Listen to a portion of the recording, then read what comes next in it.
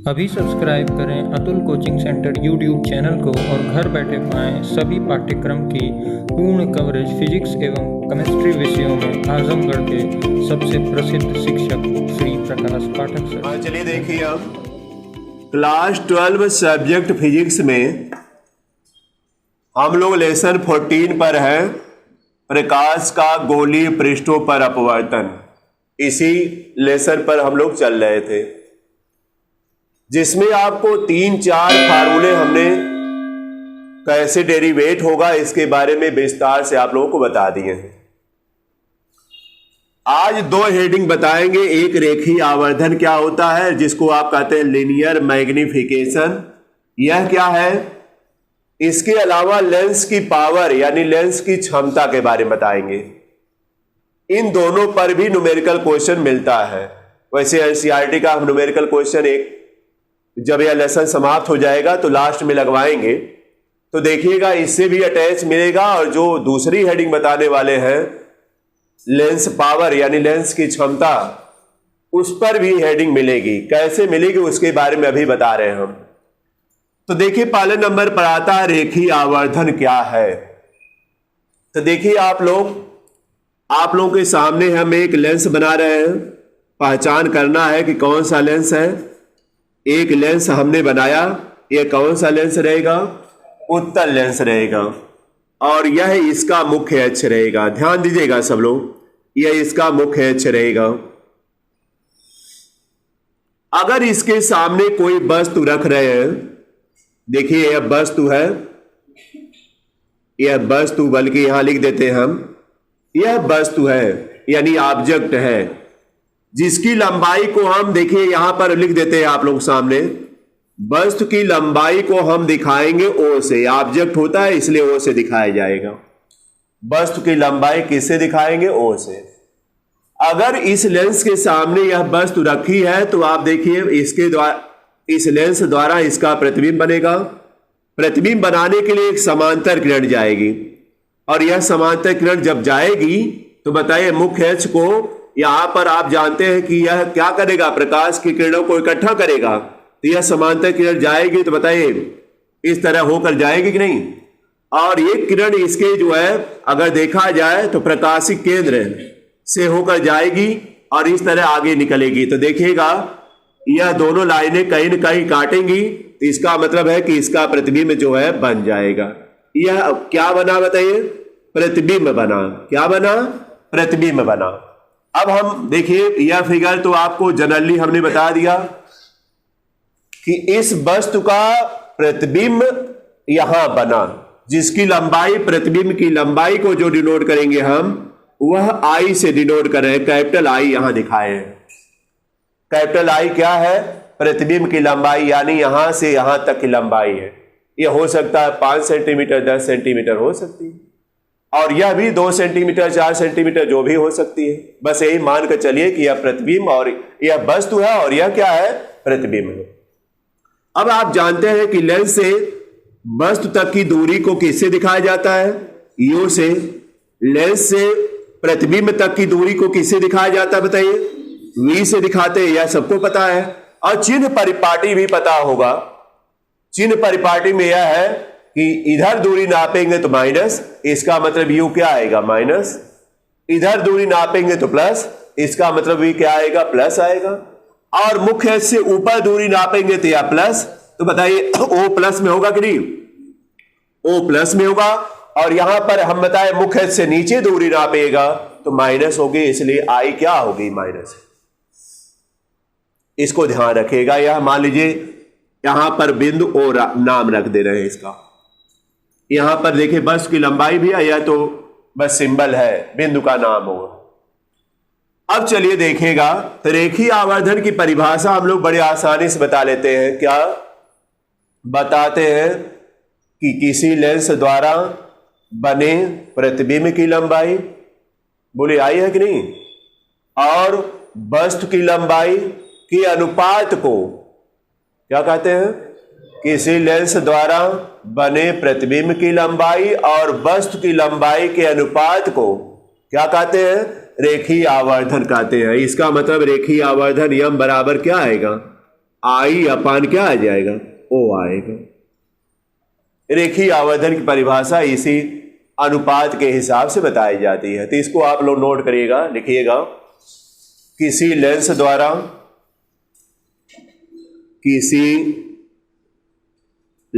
द्वारा बने प्रतिबिंब की लंबाई ब्रैकेट में आई दिखाएगा तथा वस्तु की लंबाई इसको ओ से दिखाएगा कि अनुपात को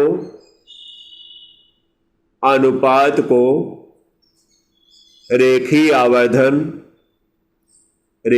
आवर्धन स्मॉल एम से इसको दिखाएगा कहते हैं। नीचे लिखिएगा, इसको हटा दे रहे हैं यहां से, अर्थात क्या आएगा, अर्थात यम बराबर आई अपान क्या आएगा, ओ आएगा। यह फार्मूला आ गया, यम बराबर आई अपान ओ आ गया। परिभाषा के हिसाब से यह फार्मूला आ गया। फिगर आपके सामने है, वस्तु भी है, प्रतिबिंब भी है आपके सामने।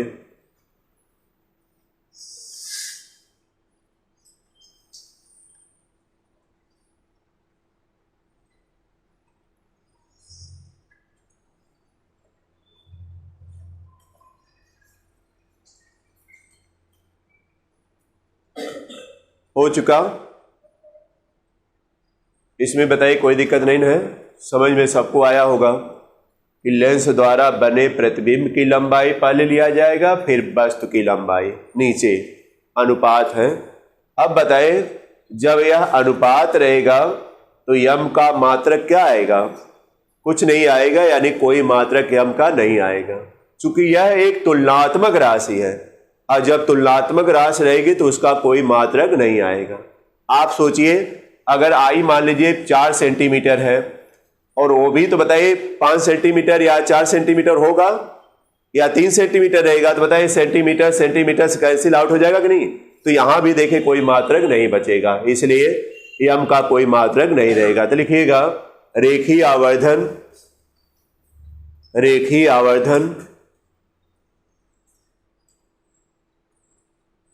एक तुलनात्मक राशि है। रेखीय आवर्धन एक तुलनात्मक राशि है, अतः इसका कोई मात्रक नहीं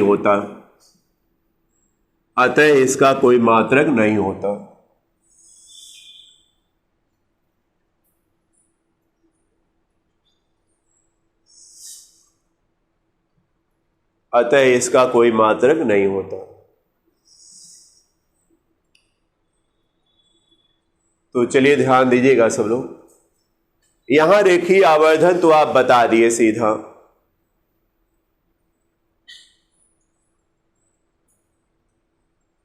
रेखीय आवर्धन बता दिए, लेकिन रेखीय आवर्धन तभी निकाल पाएंगे, फार्मूला एक बार लिखते हैं हम, यम बराबर है आई अपान ओ। रेखीय आवर्धन तभी निकाल पाएंगे जब यह आई और ओ दिया है, तब बताइए, तभी निकाल पाएंगे ना।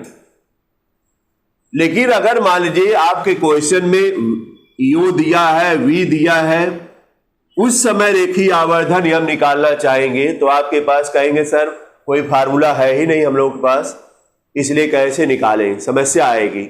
जब क्या दिया रहेगा, जब u और v का मान दिया रहेगा आई अपान ओ, या आई और ओ नहीं दिया है, उस समय यम कैसे निकालेंगे, उसके लिए फार्मूला हम लोग को बनाना पड़ेगा। कई पदों में हम फार्मूला बना रहे हैं, कैसे बताइए। हम फर्स्ट नंबर इसमें डाल रहे हैं, या स्टार लगा दीजिए, क्या करना है स्टार लगाइए। यदि u तथा v दिया हो तो यम कैसे निकालेंगे, क्वेश्चन मार्क हम लगा दे रहे। यदि u तथा v दिया है तो उस समय यम कैसे निकालेंगे, क्वेश्चन मार्क हम लगा दिए। तो देखिए कैसे निकालेंगे, बात आएगी। तो फार्मूला तो हम डायरेक्ट अगर बताते तो यम बराबर अभी हम कर देते, डायरेक्ट आ भी जाता है, लेकिन कैसे आ रहा है यह समझ में आने में थोड़ा दिक्कत आप लोगों को रहेगी, इसलिए हम समझाना चाहेंगे। आप देख लीजिए, इसका नाम रखते हैं हम ए बी, और यह हो गया त्रिभुज, यह हो गया एक त्रिभुज। ध्यान दीजिएगा, ओ इसको बल्कि ए डैश हम कह देते हैं और इसको क्या कह देते हैं, बी डैश। बताइए एक त्रिभुज यह बड़ा सा बनेगा। कौन कौन त्रिभुज हुआ? त्रिभुज बहुत शार्ट में बताएंगे हम, ए बी ओ, तथा त्रिभुज देखिए दूसरा वाला कौन है, ओ ए डैश और क्या, बी डैश। लिखा जाएगा क्या है, समरूप है, समरूप है। हम तो लिख दिए समरूप है। लेकिन दो त्रिभुज समरूप उस समय होंगे जब उनके तीनों कोण के बराबर हो जाएंगे। यह जानिए तभी समरूप आएगा, जब एक त्रिभुज का तीनों कोण दूसरे त्रिभुज के तीनों कोण के बराबर हो जाए। या और भी हो सकता है, अगर एक त्रिभुज का दो कोण बताए दूसरे त्रिभुज के दो कोण के बराबर रहेगा तो तीसरा तो अपने आप बराबर हो जाएगा, क्योंकि तीनों का योगफल 180 है, प्रतिबंधित है। तो बताइए तीसरा तो अपने आप बराबर हो जाएगा, तो दो कोण बराबर होने पर भी समरूप हो जाएगा, क्योंकि तीसरा अपने आप बराबर हो जाएगा। तो यहां पर देखिए इस त्रिभुज में कौन कौन कोण बराबर है, आप ध्यान दीजिएगा। अगर देखा जाए तो यह कोण देखा जाए तो बताइए इसके बराबर होगा कि नहीं, क्योंकि शीर्षाभिमुख या सम्मुख कोण कह लीजिए। और यह कोण देखिए इस त्रिभुज में 90 है, तो यह भी क्या है बताइए, 90 है। बोलिए है कि नहीं है? जब यह 90 है और यह 90 हो गया और यह कोण इसके बराबर हो गया, तो एक त्रिभुज का बताइए दो कोण दूसरे त्रिभुज के दो कोण के बराबर हुआ कि नहीं? हमने बताया तीसरा कोण अपने आप बराबर आएगा। तीसरा कोण करना चाहते हैं, देखिए तीसरा में 3 लाइन खींच दे रहे हैं। तीसरा बताइए कहां पर बनेगा, बताइए यहां ना, यह तीसरे के देखिए एकदम बराबर होगा, ध्यान रखिए। तो बताइए समरूप हुआ कि नहीं? समरूप हो गया। इसको ध्यान दीजिएगा, मैथ में आप लोगों को हाई स्कूल स्तर बताया गया होगा। अगर कोई दिक्कत हो तो बताइए, अलग करके उसको समझाया जाए। समझ में आया होगा? दो त्रिभुज समरूप कब होगा? जब एक त्रिभुज का तीनों कोण दूसरे त्रिभुज के तीनों कोण के बराबर होगा, या दो कोण के बराबर हो जाएंगे, तीसरा कोण अपने आप बराबर हो जाएगा। तो जब समरूप हो जाता है तो क्या नियम बताया जाता है? जो भुजाएं होती है वह समानुपाती होती है। भुजाएं क्या होती हैं? समानुपाती होती हैं। बताइए अगर हम यहां पर यह जो दूसरा कोण है इसके सामने की भुजा ले तो बताइए ए बी आएगी कि नहीं? यह दूसरा देखिए, यह दूसरा कोण मान लीजिए है, इसके सामने की भुजा ए बी आई, यह बताइए किसके बराबर? इसमें इसके बराबर है ना। इसके सामने की भुजा क्या आएगी बताइए? ए डैश और क्या, बी डैश। बताइए होगी कि नहीं? बराबर कर देते हैं। यह बताइए इससे मतलब हमको है, तो बताइए तीसरे के सामने की भुजा है ना, क्या नाम है इसका? ए ओ लिखते हैं। क्या लिखते हैं? ए ओ। अब बटा बताइए तीसरा इसमें किसके बराबर? इसके बराबर है, तो इसके सामने की भुजा क्या आएगी? ए डैश ओ। अब तीसरा वाला भी आप कह सकते हैं, लेकिन तीसरा वाले में देखिए बी ओ बटा क्या, ओ बी डैश, लेकिन उससे मतलब हमको नहीं, क्योंकि यहां पर देखिए ए बी हम इसलिए लिए क्योंकि वस्तु की लंबाई है, बी ए डैश बी डैश हम क्यों लिए? प्रतिबिंब की लंबाई है, बोलिएगा। और हम यह बेस क्यों लिए? क्योंकि u और क्या है, v है, इसलिए हमने लिया है। मतलब की चीजों को लिया है, समझिए, जिससे आपको मतलब है। और यह इसका कोई सिंबल तो है नहीं, या इसकी लंबाई कोई b हो तो रहेगी नहीं, आवश्यकता भी नहीं है, इसलिए तीसरी भुजा को हम नहीं ले रहे हैं। तो यहां दो भुजाओं का अनुपात हमने किया। एक त्रिभुज में देखिए पहले त्रिभुज का लिया तो ए बी और ए ओ देखिए है ऊपर तरफ, और इसका लिए है तो देखिए नीचे की तरफ लिए। यही सावधानी होनी चाहिए। अब तो समझ गए ना? संगत भुजाएं समानुपाती होती, संगत खोजना पड़ता है। संगत कोण देखिए, यह कोण इसके संगत होगा, तो इसके सामने किया भुजा और इसके सामने किया भुजा संगत आएगी। क्यों? संगत कोण जब रहेगा तो संगत कोण के सामने की भुजाएं संगत भुजाएं कहलाएंगी। अगर हम जो इस कोण का नाम लेंगे त्यों यह भुजा आएगी, और जब इस कोण का नाम लिए तो दूसरा बात बताइए, कहेगा कि हम भी तो इसके बराबर हैं, तो बताइए इसके सामने के संगत भुजा यह आ गई। अनुपात है संगत भुजाएं। या देखिए ए बी का संगत कौन है? ए डैश बी डैश। संगत भुजाओं का अनुपात यह है, और यह भी देखें संगत भुजा है। क्यों संगत है? क्योंकि इसके सामने का कोण क्या है? बराबर, इसलिए संगत। बात समझिएगा। देखिए समरूप पर और भी जैसे अगर देखा जाए तो कंपटीशन लेवल तक क्वेश्चन आते हैं। यहाँ तो बस हमको बस समझाना था, इतना समझा दिया। अगर आप लोग जानकारी नहीं है तो इसके बारे में जानकारी कर डालिए मैथ में, नहीं फिर यहाँ तो थोड़ी आवश्यकता है, थोड़ी देर के लिए हम लोग कर लेंगे। अगर यहाँ भी नहीं आएगा समझ में तो आपको रटना ही पड़ेगा। अब बताइए, यह रटने वाली चीज है या कोई सिंबल हम बदल दिए, ए बी ना लिख कर कोई लिख दिया सी डी, तब तो आप परेशान हो जाएंगे। क्यों? परेशानी इसी तरह आती है, जब समझे नहीं रहेंगे तो बताइए रटा हुआ काम नहीं चल पाएगा, बता दे रहे हैं। इसलिए इसको दिमाग में बैठा डालिएगा कि कौन किसके संगत होता है, कौन किसके संगत नहीं है। हमने बताया बराबर कोणों के सामने की भुजाएं संगत होंगी। तो अगर हम इस त्रिभुज की भुजा ए बी लिए हैं तो इसके सामने का यह कोण इसके बराबर है, इसलिए ए डैश बी डैश हमने लिया। फिर हम इस त्रिभुज में ए ओ लिए हैं तो यह तीसरे के सामने की भुजा है। अब बताइए तीसरा वाला इसके बराबर है तो ए डैश ओ है यहां पर किए। अब चलिए देखिएगा, ए बी का मान बोलिए, ए बी की इसको वस्तु की लंबाई ना, इसको कैसे दिखाएंगे ओ से, और वह भी देखिए अगर ओ से दिखाना चाहते हैं तो बताइए अब प्लस होगा कि नहीं? ले लीजिए, चिन्ह परिपाटी में ले लीजिए, प्लस होगा ना, बटे ए डैश बी डैश बोलिए, माइनस आई ना, बराबर ए ओ। बताइए ए ओ का मतलब माइनस यू ना, अब बटा ओ ए डैश वी ना, और यह क्या प्लस में ना, प्लस। अब आप समझ गए होंगे माइनस माइनस है कैंसिल आउट हो जाएगा। क्यों? दोनों तरफ माइनस है कैंसिल, तो क्या मिला? इसको उल्टा कर दें, आर लिख सकते हैं, आई को ऊपर लिख सकते हैं, आई अपान ओ बराबर क्या हो जाएगा? V upon you. अब बताइए आई अपान ओ क्या है? यम है कि नहीं? यम बराबर आई अपान ओ हो गया, बराबर क्या? V upon you. क्या करें, सही है कि नहीं फार्मूला? एक फार्मूला देखिए यहां आ जाएगा। तो बहुत हम विस्तार नहीं किए, शार्ट में आप लोग समझाए हैं कि कैसे आता। आप लोग अभी फार्मूला लिख देते डायरेक्ट तो आप कहते कैसे आया सर, लेकिन आने की चर्चा यही है, ये आने का तरीका यही है। फिगर बनेगा और यह तब आएगा। क्या करें, नोट करेंगे ना, नोट करिए, फर्स्ट नंबर नोट करिए, और यह फिगर भी बनाएगा और इसको एकदम दिमाग में बैठा लीजिएगा।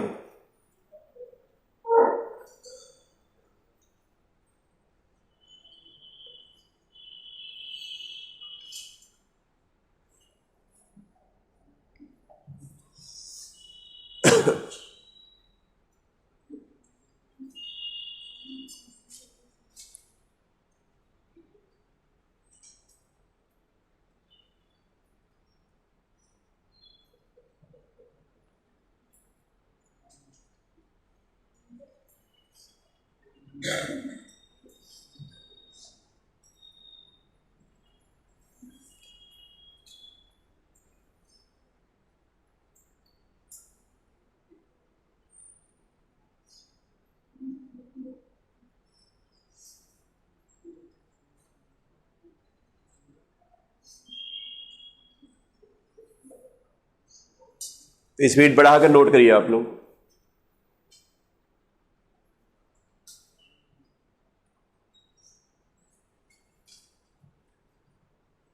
देखिए हमने चिन्ह का भी यूज किया है, चिन्ह परिपाटी का भी, प्लस में देखिए सब आया,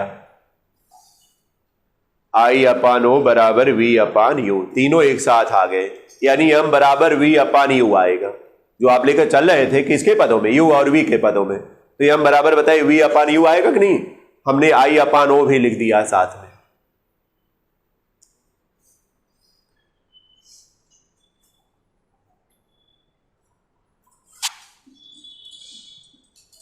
फिगर भी तुरंत खींचिए।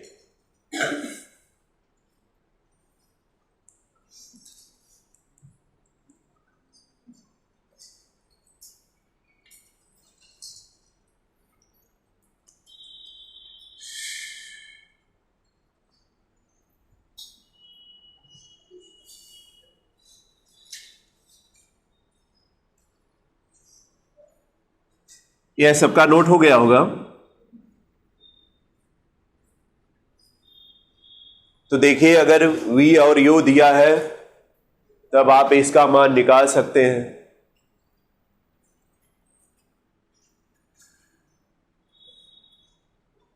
इस फॉर्म में आ गया। अब चलिए देख लीजिए, फिर फिगर बनाते रहेगा आप लोग, ये हो जाए पहले स्टेप पूरा, फिगर बनाते रहेगा, फिगर अभी हटाएंगे नहीं। देखिए फिर अब क्या दिया जा सकता है, जब v तथा u दिया, u नहीं सॉरी, v तथा f दिया हो और उस समय यम बराबर पूछे तो क्या आएगा। थर्ड नंबर डालिएगा, जब v तथा f दिया है तो यम बराबर क्या आएगा। स्टेप डाल लीजिए, फिगर बाद में रहेगा, इस समय लग जाएगा ज्यादा। देखिए क्या है, v क्या है, यानी लेंस से प्रतिबिंब की दूरी, और f क्या है, लेंस की फोकस दूरी, पता है ना। तो अगर यम बराबर आपको निकालना है तो एक बार लेंस का सूत्र लगाते हैं, लिखते हैं लेंस के सूत्र से।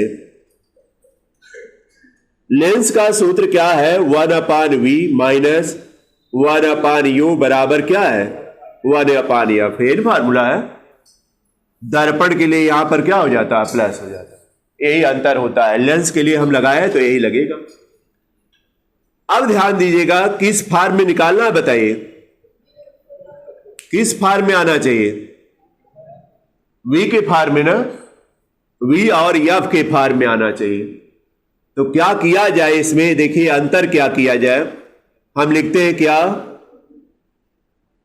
u से गुणा करने पर, ध्यान दीजिए तरीका क्या है, अगर v फॉर्म में निकालना है तो u से गुणा करिएगा इसमें, अगर u फॉर्म में निकालना रहेगा तो किससे गुणा करिएगा, v से। ये तो बता दिए तरीका, लेकिन देखिए कैसे लग रहा, ठीक है ना। क्या u से गुणा करिएगा तो बताइए, इसमें गुणा होगा तो बताइए u/v आएगा ना, माइनस u/u आएगा तो 1 लिख देना, दिखाएं u/u बराबर इधर क्या आएगा, u/f आया कि नहीं। अब बताइए 1 को इधर करिएगा तो u/v बराबर क्या हो जाएगा, u/f प्लस 1, सही है ना। इसके बाद देखिएगा u/v एक बार और लिखिए बराबर, या लघुत्तम लीजिएगा तो u प्लस f अपान क्या आएगा, f। अब आप जान रहे हैं इस फार्मूले को, यम बराबर होता है E/O बराबर क्या होता है, v/u। अगर यहां पर v/u हो जाए, उल्टा हो जाए, तो उसकी जगह यम लिखा जा सकता है ना, तो उल्टा कर देते हैं, क्या आपको दिक्कत है, तो क्या करें बताइए, v/u बराबर इधर क्या हो जाएगा, तब f ऊपर हो जाएगा और u/f क्या हो जाएगा, नीचे। अब बताइए इसकी जगह यम लिख सकते हैं कि नहीं, देखिए यम है तो यम बराबर क्या है, f/u प्लस क्या, f। या देखिए फार्मूला किस रूप में आ गया, किस फॉर्म में आ गया, u और f के फॉर्म में आ गया। तो अगर न्यूमेरिकल में u और f के फॉर्म में ना, अगर मान लीजिए न्यूमेरिकल में u और f का मान दिया है तो आप यम निकाल सकते हैं। बोलिए कहीं दिक्कत, देख लीजिएगा, कहीं सॉल्व करने में दिक्कत होगी बताइएगा।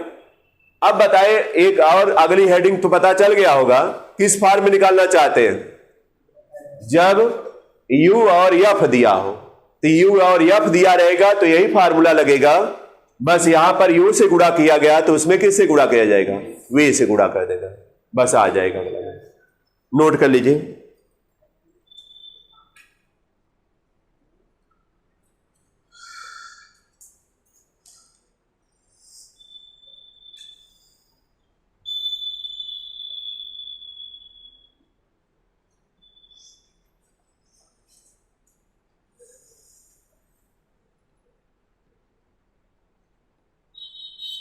अगला स्टेप आप लोग करना रहेगा,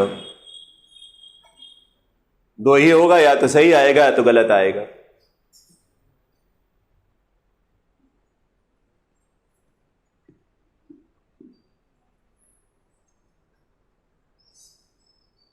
रुकिएगा मत, आगे बढ़ते रहेगा अगला स्टार लगाकर।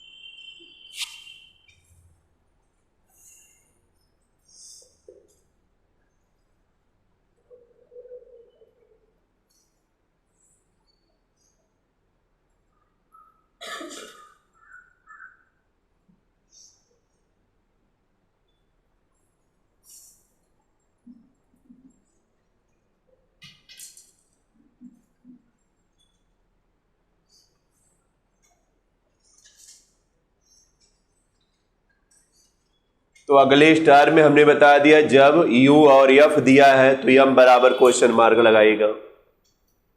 इसके बाद उसको सॉल्व करिएगा। हमने बता दिया क्या अंतर करना है, यू से गुणा किए तो इसमें वी से गुणा करना रहेगा।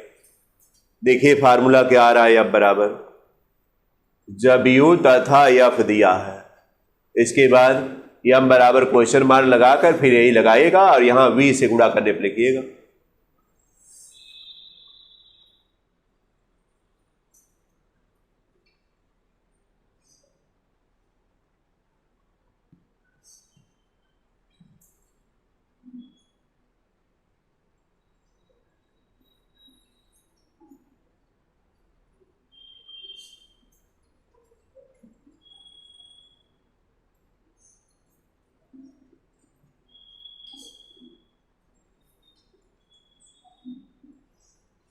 तो क्या आया बोलिए, किसी का आया? स्मॉल एम बराबर क्या आया होगा, मिला लीजिएगा सब लोग। स्मॉल एम बराबर एफ माइनस वी आया होगा ना, अपान क्या एफ, यही आया होगा। सबका ये आया होगा, यही आ रहा है तो सही है, नहीं तो फिर रॉन्ग है, गलत है। तो बताइए हर एक फॉर्म में हमने बता दिया है, ध्यान दीजिएगा, उसको सही कर लीजिएगा। अब इतनी अपने अंदर अगर वीकनेस लाएंगे, कमजोरी लाएंगे तो नहीं हो पाएगा कि बताने के बाद भी पता चल रहा है कि नहीं लगा पा रहे हैं। यह दिक्कत है, रिवाइज करिए घर पर। चलिए आगे बढ़ते हैं, समझ में आ गया ना?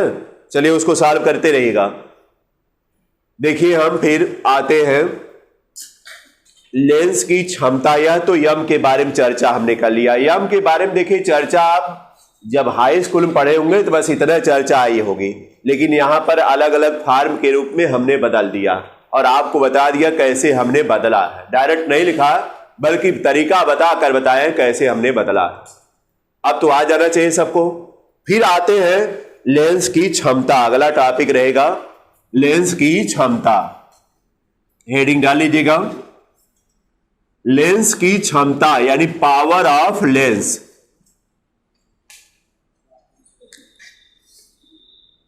लेंस की क्षमता,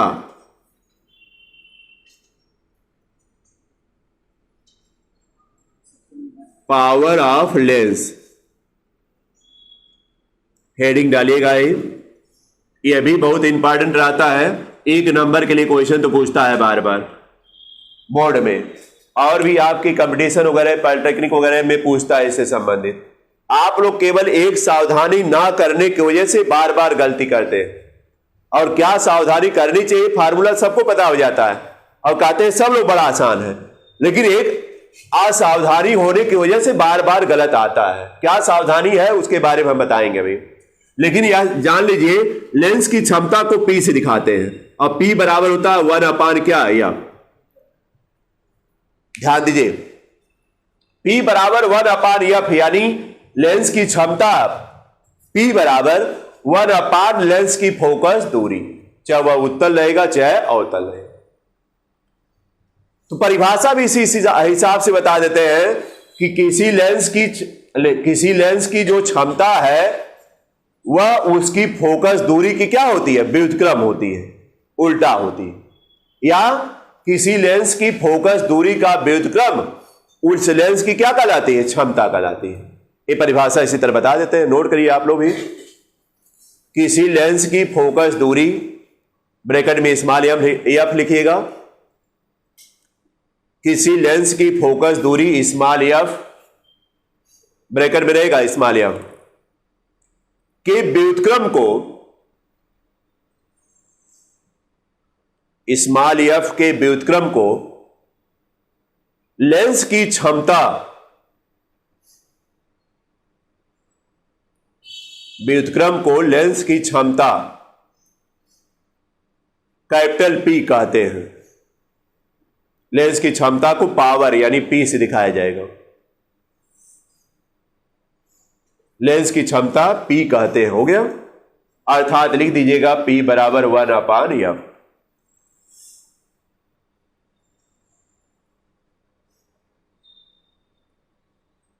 फार्मूला तो आपको पता हो गया कि अगर फोकस दूरी दिया रहेगा तो 1/, इसका मान रख करके पावर निकाल लेंगे, क्षमता निकाल लेंगे। यह तो परिभाषा हो गई, फार्मूला हो गया। अब इसका मात्रक क्या आएगा? देखिए, पावर यानी क्षमता का मात्रक डायोप्टर आता है। क्या होता है? यानी P का मात्रक हम लिखते हैं यहां, P का मात्रक डायोप्टर रहेगा और इसको D से डिनोट करते हैं। डायोप्टर होता है, लेकिन यह डायोप्टर तभी आएगा जब, यहीं पर हम दिखा दे रहे हैं, जब स्मॉल f यानी फोकस दूरी का मान मीटर में रहेगा। किस में रहेगा? मीटर में होगा, यहां लिख देते हैं। यानी P का मात्रक डायोप्टर होता है, सही है, लेकिन जब f का मान किस में रहेगा? मीटर में। यानी अगर फोकस दूरी सेंटीमीटर में दी गई है तो मीटर बनाएगा, सेंटीमीटर को मीटर बनाने के लिए 100 से भाग करेंगे और तब जाकर के उसके बाद इसमें मान रखिएगा, तब जाकर के P का मान डायोप्टर में मिलेगा। एक एग्जाम्पल भी हम बता देते हैं एक साथ। अगर हम कहते हैं एग्जाम्पल में 50 सेंटीमीटर फोकस दूरी है और इसकी क्षमता पूछ रहा है कि P बराबर क्या आएगा, एक साइड में बता रहे हैं। तो आपको हमने बताया कि जब सॉल्यूशन इसका दीजिएगा तो जो F बराबर 50 लिखा हुआ है उसको किस में बदलिएगा? मीटर में। ये 50 बटे हमने बताया 100 से भाग करिएगा। तो बताइए यहां पर मीटर आ गया कि नहीं? और तुरंत आप लिख सकते हैं 1 बटा क्या आएगा? 2। 1/2 मीटर आने दीजिए, कोई दिक्कत नहीं है। अब P निकालिए। अतः P बराबर होता है 1/F। अब बताए P बराबर 1/F का मान मीटर में आ गया कि नहीं? 1/2 रखिएगा तो आप समझ गए होंगे, 2 ऊपर जाएगा ना, तो P बराबर आ जाएगा 2 क्या? डायोप्टर। D लिख दीजिएगा। इसी तरह न्यूमेरिकल लगेगा। लेकिन क्या कहते हैं, इतनी सावधानी बताने के बाद भी आप लोग बस 50 रखते चले जाते हैं। हो सकता है संजोग भर ऑप्शन भी मिल जाता है, कहते हैं और सही हो गया, लेकिन गलत रहता है। क्योंकि देखिए, बनाने वाले जो क्वेश्चन कंपटीशन स्तर बनाते हैं वह ऐसा दिमाग लगाते हैं कि आपके हर एक सोच पर आंसर वह विकल्प में सेट किए रहते हैं ताकि आपको गलत एहसास ना हो। अगर गलत भी लगा रहे हैं, सही आ गया, अगर विकल्प मिल गया तो आप लोग कहते हैं विकल्प तो मिल ही गया, सही है इसका मतलब, लेकिन गलत होता है। तो ध्यान रखिएगा। एक बात और बता दे रहे हैं कि अगर क्षमता डायोप्टर में है तो F निकालिएगा तो मीटर में आएगा। यह भी ध्यान रखिएगा। आप लोग डायोप्टर में दिया रहता है, F निकालते कहते हैं सेंटीमीटर में आ गया, जबकि मीटर में रहेगा। उसको सेंटीमीटर बदलिएगा, मीटर को जब सेंटीमीटर बदलिएगा 100 से क्या करिएगा? गुणा करिएगा। ये सब सावधानी है। नहीं तो फिर 1 नंबर का क्वेश्चन जो समझ रहे हैं पॉलिटेक्निक वगैरह में तो यही 4 नंबर का क्वेश्चन बन जाता है, तो बोर्ड में तो एक ही नंबर का आएगा, हम कह रहे हैं। लेकिन पॉलिटेक्निक वगैरह या कंपटीशन रहेगा तो उसमें ज्यादा नंबर का भी आएगा। हो सकता है माइनस मार्किंग मिला है, लगा दिए, गलत हो गया 1 नंबर, या माइनस मार्किंग के तहत हुआ माइनस हो गया नंबर। जो भी 1/3 माइनस होता है, जो भी रूल रहेगा उसके तहत वह माइनस होगा ही। तो सबको समझ में आ गया होगा। आज हमने 2 हेडिंग बताया आपको, क्या क्या? रेखीय आवर्धन और फिर लेंस की क्षमता, जिसका मात्रक क्या है? डायोप्टर। इसको ध्यान रखिएगा। अब इस लेसन में केवल सिलेबस के अनुसार 2 हेडिंग और है। जैसे आप लोग पिछले में डेरिवेशन किए हैं उसी तरह डेरिवेशन इसका भी रहेगा। 2 हेडिंग यानी 2 दिन समय लगेगा कम से कम। 2 हेडिंग जब बता लेंगे तो इसका न्यूमेरिकल क्वेश्चन लगवाना पड़ेगा और तैयार करते जाइएगा आप लोग। तो रहने देते हैं आज इतना ही। धन्यवाद।